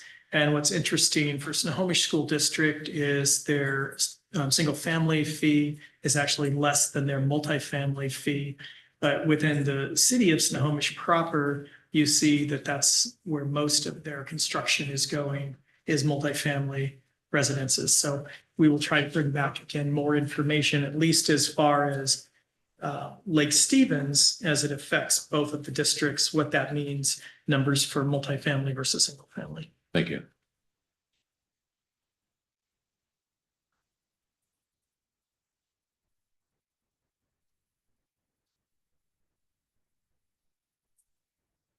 Okay, so the next steps, obviously, we're proposing updates to our permit fees. And as we've talked about several times tonight, to add incremental fee adjustments within audit after every 5 years. Staff is recommending that council consider updates to its impact fees to support the city's capital facilities desires for streets, sidewalks, and parks. And just a couple of things that I didn't mention in the introduction, our surface water team will be coming back next week to propose some updates, annual updates, as well as I believe 5 or 6 year kind of strategy for surface water fees. And again, that date's important because for those to go in effect next year, council would need to take action on those sometime in November. Some greater questions for the council really do revolve around the permit fees. You seem to understand the formula. And so I'll bring those back in a full spreadsheet to show you what those fees look like when we complete our audit of both those direct and indirect costs. The impact fees, though, I'm assuming council would like to have a bit more conversation on, specifically the active transportation fees and just what those will look like. I will say, if council moves forward with adopting these active transportation impact fees, we will have to go back and look at both the park fees and the transportation fees to make sure if there are crossover projects, that they're not double dipping and that we're assigning one fund. So for example, in the Parks Capital Facilities Plan, you have all of the Bayview trails. If council were to include off-street trails in their active transportation, those would come off of the parks list and go on to this other capital program list. And likewise, in the streets capital facilities plan, if it's a street project that includes, say, a sewer, lanes, and sidewalk, that would go under the street fund. If it's something like the South Lake Stevens multi-use path, it would come off of that list and go onto this active fee list again, just to make sure that we're not charging double impact fees. So those are some of the conversations. So with that, I'd be interested to hear any feedback from council on these proposed permit fees. I know this was a lot tonight, but we tried to break it up at least into some digestible segments for you. How are transportation impact fees levied? I'm sorry. How are they collected? They are collected at the time of building permit. Okay. Is there a reason why we don't, is that for all mitigation fees? That's for all mitigation. So schools, parks, transportation, potentially active transportation, you gotta write a check for close to, plus sewer and water, somewhere in the neighborhood of about $40,000, huh? Under the current fee structure, yes. Yep. So to lessen that impact, is there a way to collect that? Not the water and sewer, we have no control over that, but at least for traffic and parks, is there a way to collect that at final occupancy? We have adopted a fee program that allows applicants to defer until occupancy. But again, that we do have a deferral program in place, but that isn't the standard. Is that, would they sign a contract or something? What do you mean the program's in place? Is it a higher fee or? There is an application fee and it would be sort of a recorded, I believe it's a recorded covenant or something to make sure that it occurs, but there is definitely an administrative cost to process that deferment. Okay. So just to clarify, the active transportation, that would be a separate mitigation fee in addition to transportation. Correct. It would be used exclusively for, again, sidewalks, bike paths, trails.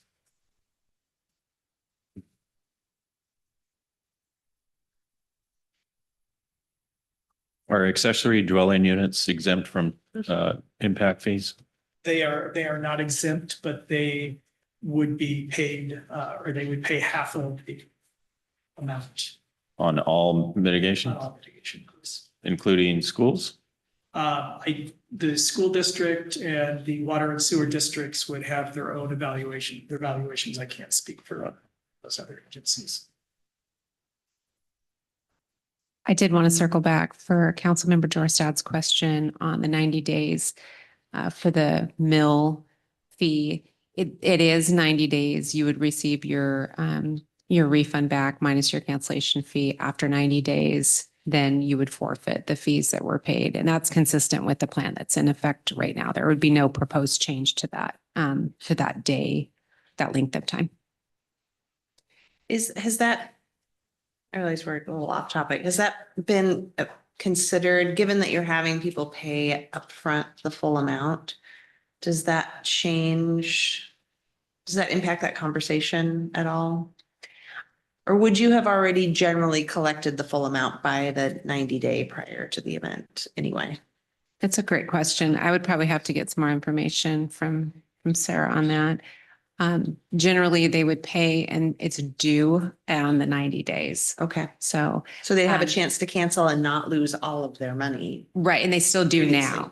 Yeah. Yeah, so that would But that continue. would So change that. there wouldn't be any change from that. So if you paid on the 90th day before and then you canceled 60 days from your rental, you would forfeit. But now Maybe. what you're proposing is the whole amount has to be paid when you reserve it. Correct. Okay, so you would lose, there's no opportunity to, if it were on 91 days, you could get it back with the minus the cancellation fee, but. Correct. Mhm. Were there any other questions or comments from council tonight on the fees? Otherwise, we will return with more solid numbers. Councilmember. So, yeah, I support the fee schedules that have been proposed that as it relates to respecting staff's time. And, you know, being reasonably consistent. I mean, if we're 40% below market rate, you know, that means we shouldn't be eating costs, just like if we're credit card fees, we're eating the credit card fees, like we shouldn't be eating that 3%. That should be a consumer fee for that convenience. With regard to the impact fees, for me, it's helpful, just like with the transportation betterment district, like it's helpful for me to see what those impacts of the increases. And I understand we have these numbers for the different projects, but to see where to better provide an explanation, say, hey, this is what we'd be able to fund with the current fees. This is what we'd be able to fund if we made adjustments to those. Because it's hard to just say, hey, we're going to increase these fees without having something that is going to be going direct to.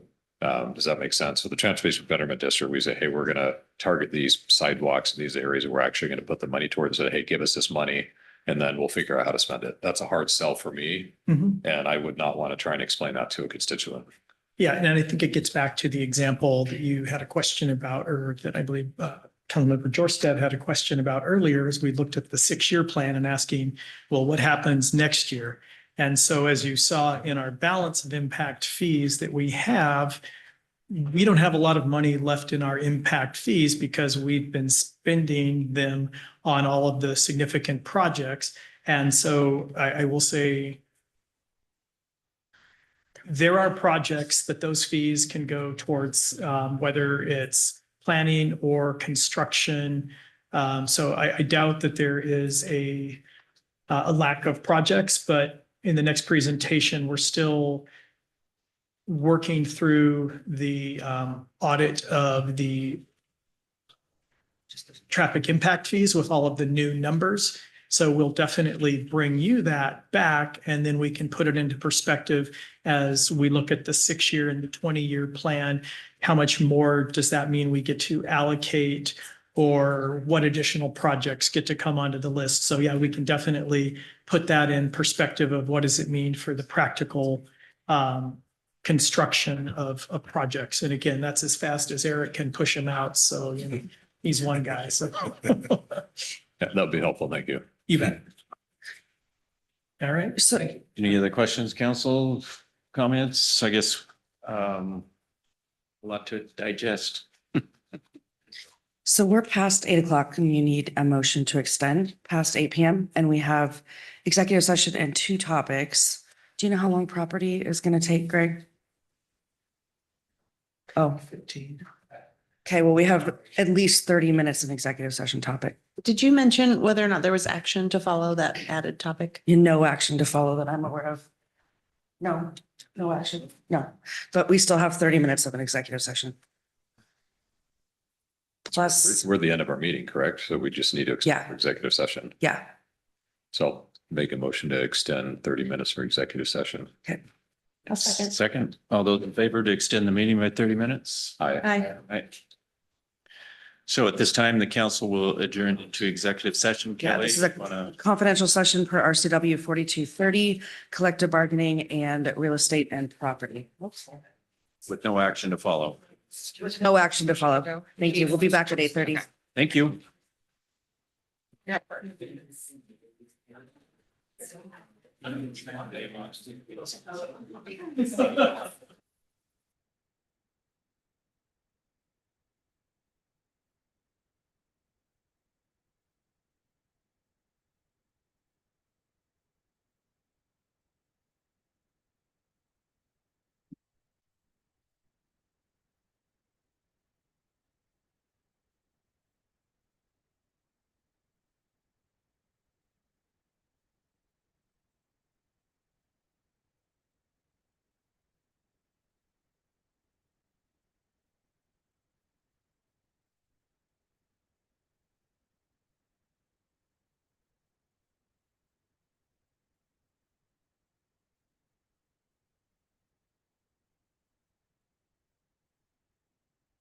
Be ready to go in 30 minutes. It's probably good thing to say close at 9. Yeah, I know. I'm watching it carefully.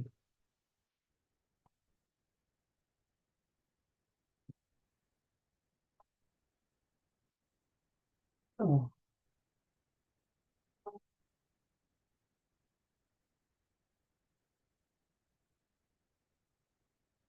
Hey, can you guys hear us okay? I can hear you, Brett. Okay, do we have everybody, is everybody else on? If you want to eat, back up. Okay, there we go. We ready?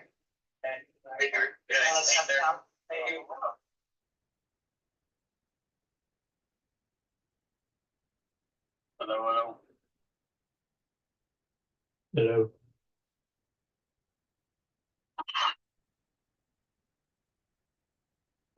Yeah, so let's just, yeah, so what we don't want is the room on and this on, because then I get the echoes. I think if your mic is on. Okay. And then just see if Jean can hear you. Hi, Jean, can you hear me?